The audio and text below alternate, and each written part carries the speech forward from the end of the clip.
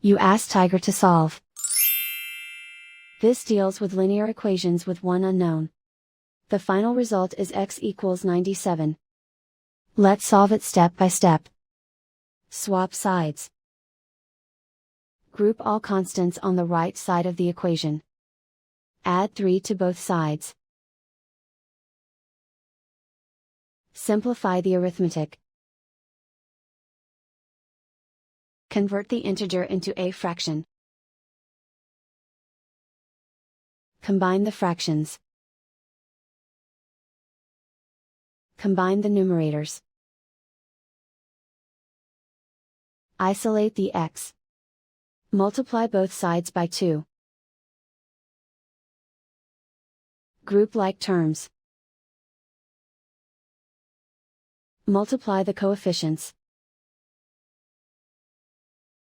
Simplify the fraction. Multiply the fractions.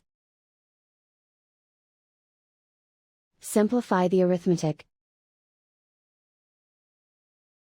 And so the final result is x equals 97.